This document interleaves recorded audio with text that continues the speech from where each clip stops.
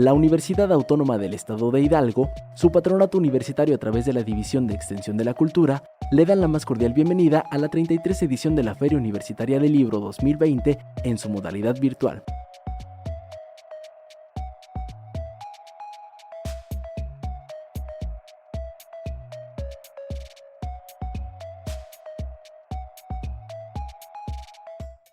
Buen día. Antes que otra cosa, agradezco la invitación del profesor Fernando González a comentar nuevamente el libro Secretos Fracturados, estampas del catolicismo conspirativo en México, que salió el año pasado en la editorial Herder.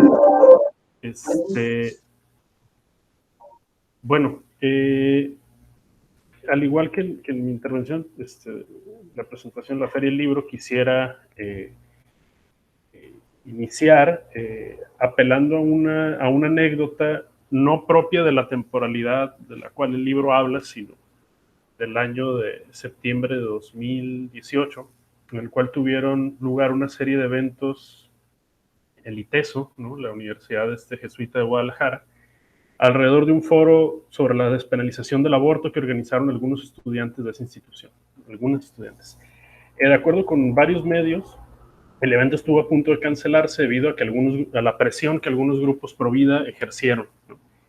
Sin embargo, gracias a las organizadoras que se movilizaron y acusaron que se trataba de una forma de censura, el foro al final se llevó a cabo. En una carta de motivos que circuló para dar las razones de por qué se suspendía el evento, las autoridades del ITESO argumentaban que no había las condiciones de respeto para que se llevara a cabo el foro, y eso lo corroboraron algunas de los participantes, quienes dijeron haber recibido amenazas.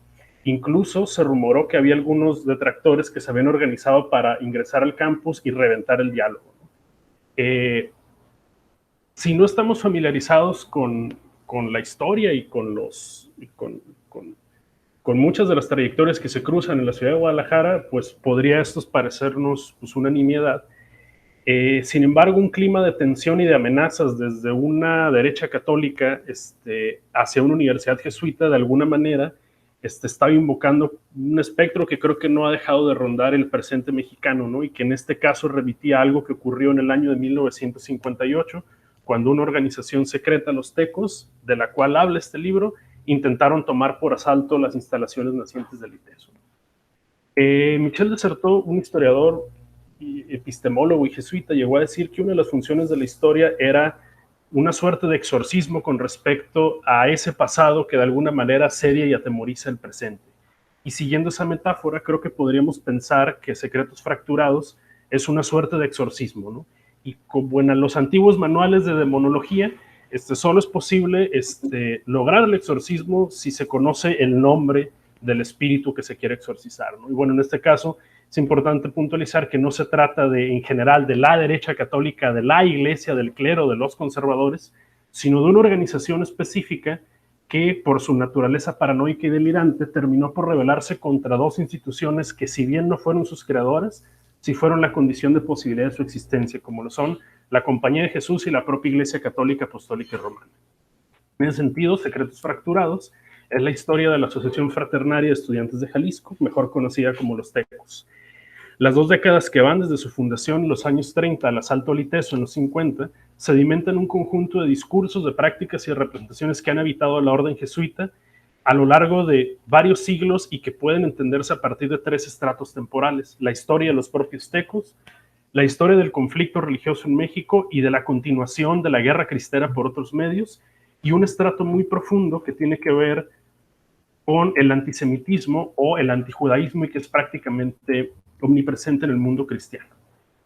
En ese sentido, si bien es un trabajo de la historia del siglo XX, apelar a esos estratos temporales creo que permite lograr una comprensión mucho más profunda del fenómeno, ¿no? Y en este caso, si tomamos como partida este antijudaísmo, habría que situarnos en el siglo XV, cuando, con la unificación de los reinos de Castilla y Aragón, se crea un tribunal inquisitorial del Imperio Español y se decreta la conversión o expulsión de los judíos de la península ibérica.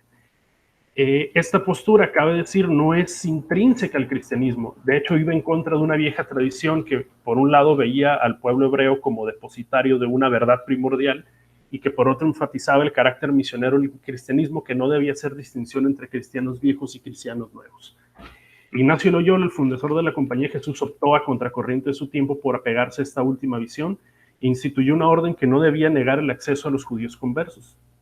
Sin embargo, los certificados de pureza de sangre se exigieron en los años siguientes para ingresar a la compañía. En el siglo XVII, el libro da cuenta de una disputa por la memoria de la orden. La provincia de Toledo solicitó que fuera borrada de la historia oficial la referencia al origen judío de algunos jesuitas de las primeras generaciones. Esta tensión entre un catolicismo que incluye a todos sin importar el origen y un catolicismo antijudío estuvo presente a lo largo de varios siglos en la Compañía de Jesús. En el siglo XIX aparecieron algunos textos en la Civita Católica, que era el órgano oficial de la Santa Sede, que empezaron a condensar el viejo discurso que acusaba a los judíos de ser un pueblo deicida, las antiguas representaciones de usura y avaricia, la tesis del complot masónico que surgió con la Revolución Francesa, y algunas modernas teorías que ubicaban el mal del pueblo judío no solo en sus creencias y prácticas religiosas, sino también en la naturaleza de su raza. ¿No? Este es el estrato más profundo que subyace a una organización como los tecos. Un segundo estrato temporal, ya antes abordado por el autor, tiene que ver con el enfrentamiento entre la Iglesia Católica y el régimen revolucionario, más allá del episodio que conocemos como la Cristiada. De alguna manera se trata de la historia de católicos que quedan de alguna manera fuera de lugar porque no logran encajar dentro de los canales institucionales que en su momento la propia Iglesia Católica les proporcionaba para continuar con la lucha que podríamos definir como una suerte de activismo político o religioso. En ese sentido, cabe decir, bueno, no podemos hablar de que la Compañía de Jesús tuviera una posición homogénea o unilateral hacia estas organizaciones. Por un lado, algunos jesuitas respaldaron el movimiento armado, pero también mostraron reservas frente a asociaciones como la U, que fue la primera sociedad secreta del catolicismo mexicano, entre otras cosas por la independencia con la que se movía, y por las pretensiones que ellos tenían de dirigir estos movimientos, como el caso de la Liga Nacional de la Defensa de la Libertad Religiosa, quienes ellos mismos asesoraban. Es decir, es un libro que nos ayuda a poner muchos matices sobre algunos lugares comunes que a veces tenemos sobre cómo se dio no solo el conflicto religioso, sino los años posteriores. Creo que puede leerse como una historia paralela, por ejemplo, a la que narra María Luisa Aspermey en La formación política de los católicos mexicanos, referida a la Acción Católica Mexicana, porque en este lado los narra la historia de unos católicos que no siguieron la política de la Acción Católica o de cierta política partidista que se empezó a materializar con el Partido de Acción Nacional o la Unión Nacional Sinarquista, sino que optaron por una vía de la clandestinidad. Y hay un tercer estrato que es ya propiamente la historia de los tecos, fundada en Guadalajara por Carlos Cuesta Gallardo y Antonio Leaño, que es una asociación que por un lado es resultado de esta historia, ¿no? del conflicto religioso y los años posteriores, pero también de estos discursos antisemitas que van de mucho antes, y creo que parte de la aportación del libro es que argumenta muy bien cómo hace una orden como la Compañía de Jesús para lidiar con una organización de este tipo.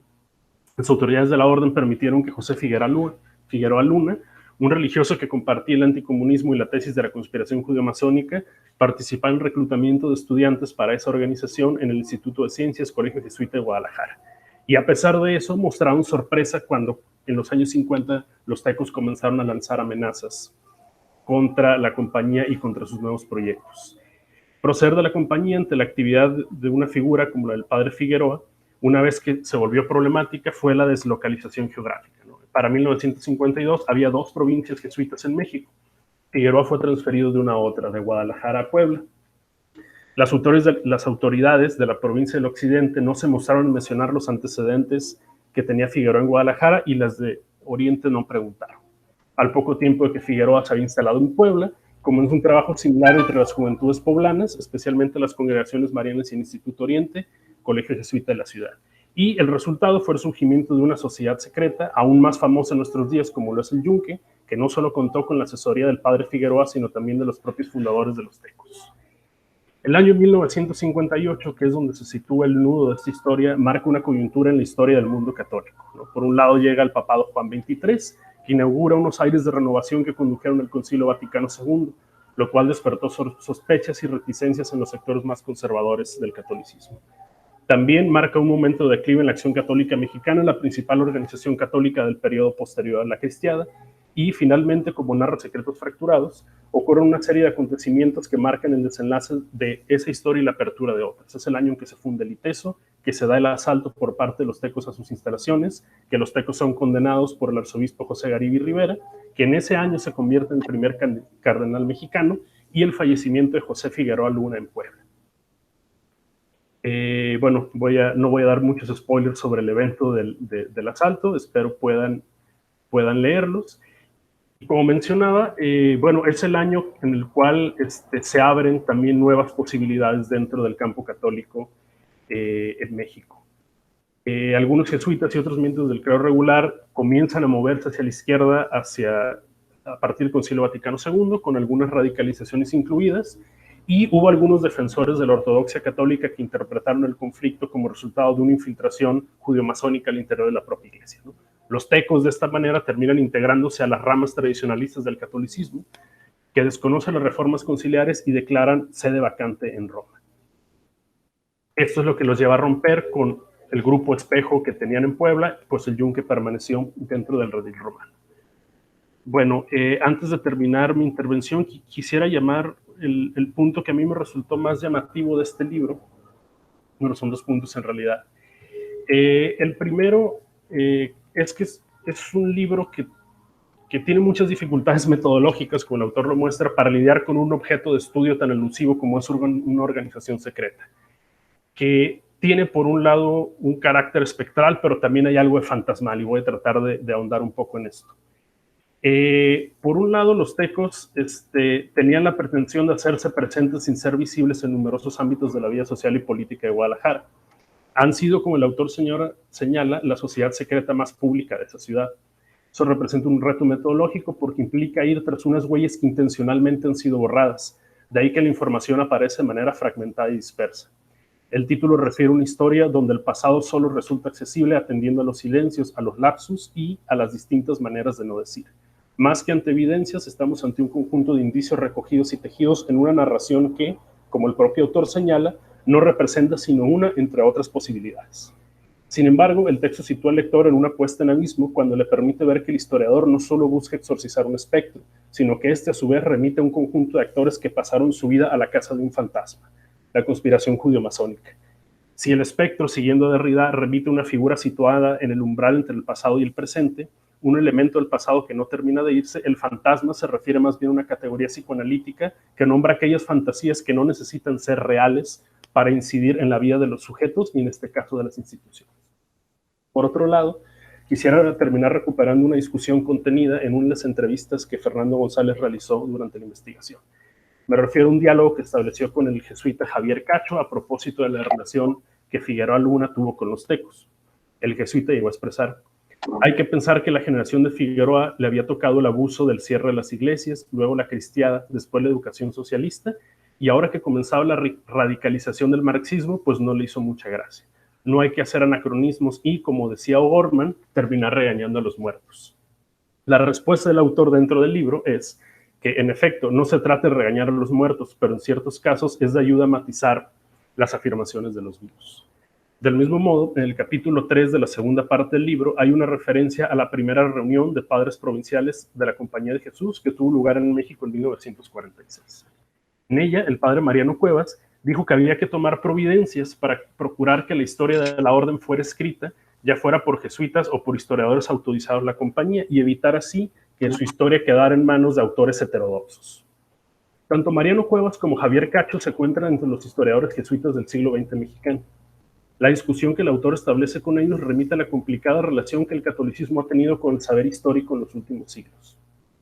Cuevas y Cacho remiten a dos momentos de la historia eclesiástica mexicana y a dos maneras en las que ésta asimiló los procedimientos historiográficos modernos. Cuevas se mantuvo apegado a la forma tradicional de historia eclesiástica, una rama de la teología cuyo discurso debía mantenerse a salvo de la heterodoxia. Otros historiadores de su generación, como José Bravo Ugarte, abrevaban de una renovación que el Papa León III impulsó desde la Universidad Gregoriana, adoptando procedimientos de la ciencia histórica moderna. Cacho pertenece a una generación que había asimilado muchos de esos presupuestos. su referencia a O'Gorman, es un llamado a mantener la distancia y a evitar juicios sobre un pasado con valores distintos a los del presente.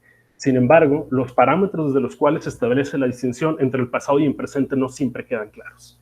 Y aun si lo fueran, el carácter espectral del pasado recuerda que esta forma de escritura de la historia no solo se refiere a los muertos y al pasado, sino a aquello que estos nos han dejado como herencia, aun cuando nosotros no lo pedimos.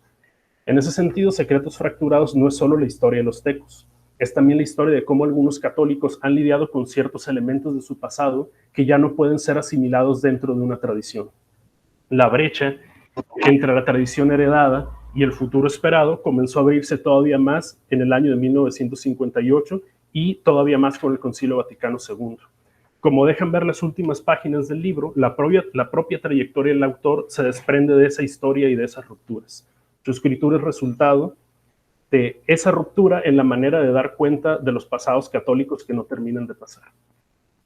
Hasta hace unos años, temas como la historia de los tecos, del yunque, de otras sociedades secretas, era más bien motivo de rumores, de chismes, de susurros y algunas veces de textos periodísticos. Hoy ya es motivo de investigaciones históricas, no solo como muestra este libro, sino como muestra el seminario sobre sociedades secretas que desde hace algunos años encabeza Fernando. Le toca a los lectores decidir qué tan eficaz es un exorcismo como este, pues como decía Michel de Certeau al final de La posesión de Ludón, la historia nunca es confiable. Los espectros que intentamos exorcizar van a seguir habitando nuestro presente. Sin embargo, la escritura histórica puede ayudarnos, si no a dejarlos atrás, al menos a aprender a vivir con ellos. Bueno, de mi parte sería todo y termino aquí mi intervención. Bueno, después de esta presentación, por algo escogí para mí uno de los mejores presentadores.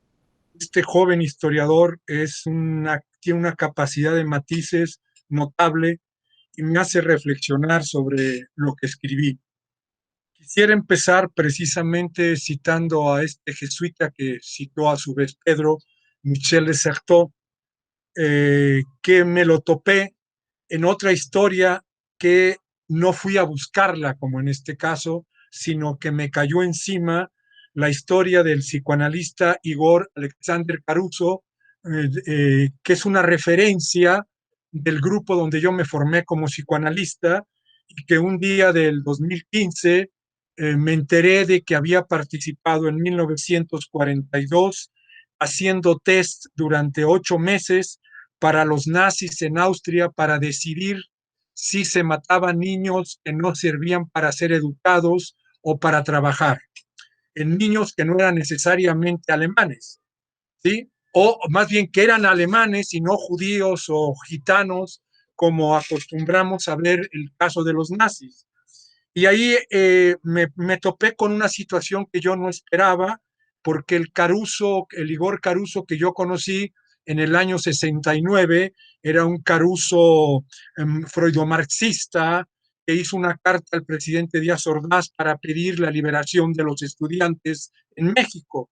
Ese es el Caruso que yo conocí y hice un efecto de futuro anterior presuponiendo que ese Caruso que yo había conocido de la izquierda psicoanalítica había sido así siempre atrás, por lo cual me llevé una sorpresa y aquí entra Michel de Certeau con una cita cuando dice la historia es caníbal.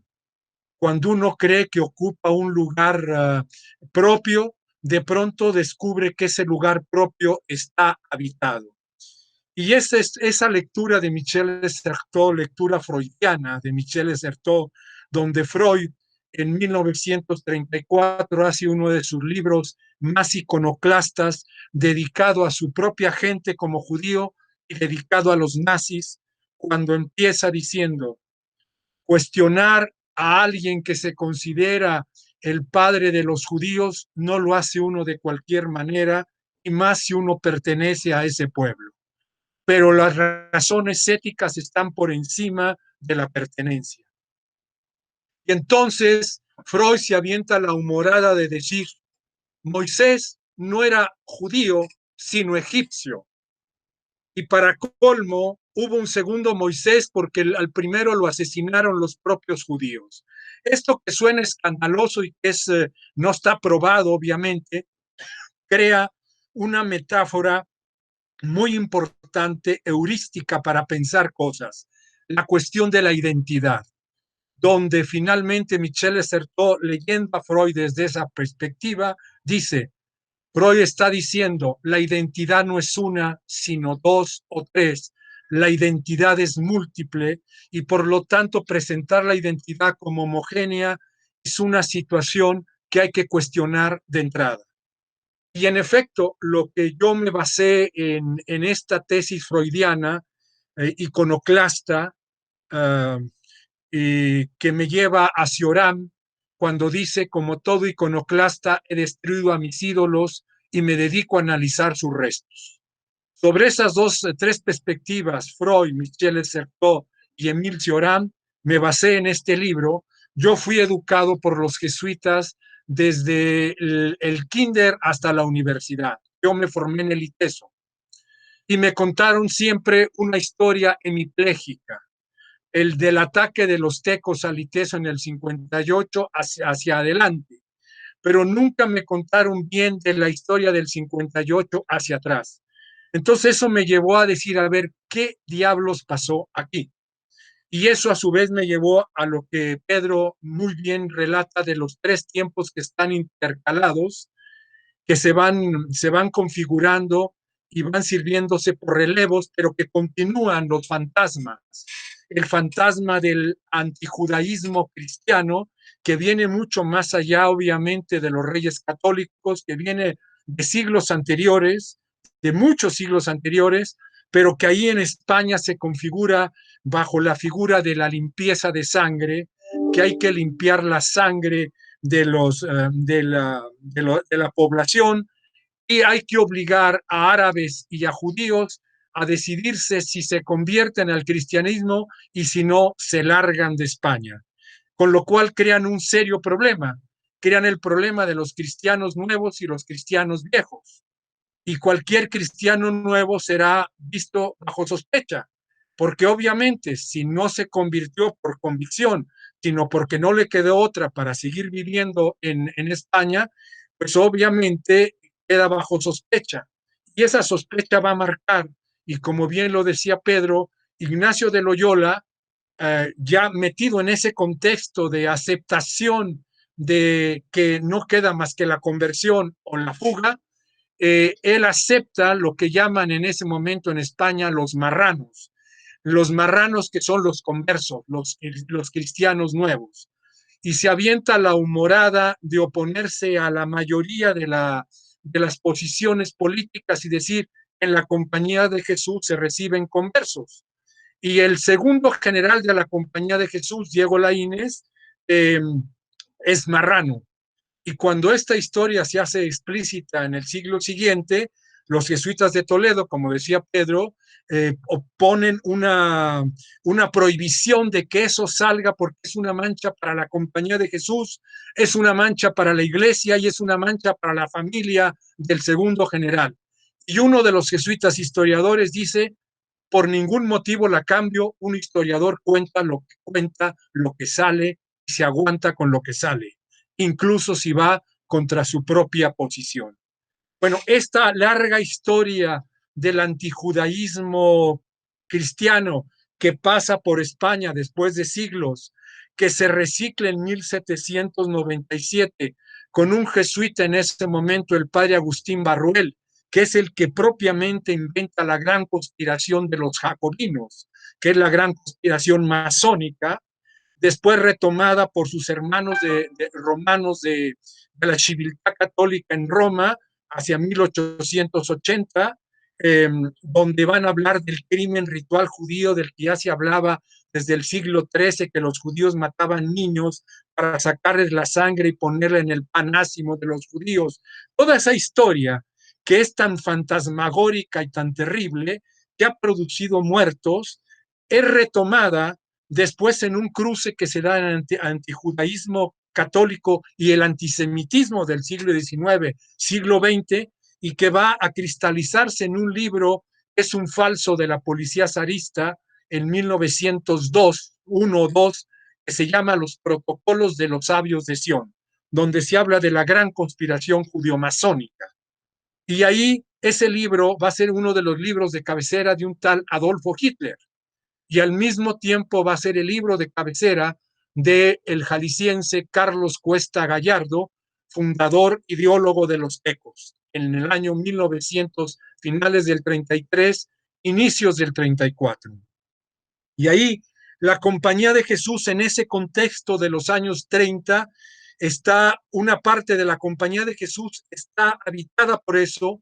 eh, Hay previamente a la llegada de Manuel Figueroa a Guadalajara. Manuel Figueroa es un tapatío, llega en el 36 cuando ya están fundados los tecos, y Manuel Figueroa va a ser una figura muy importante porque va a servir de bisagra entre Guadalajara y Puebla los 20 años que va a vivir.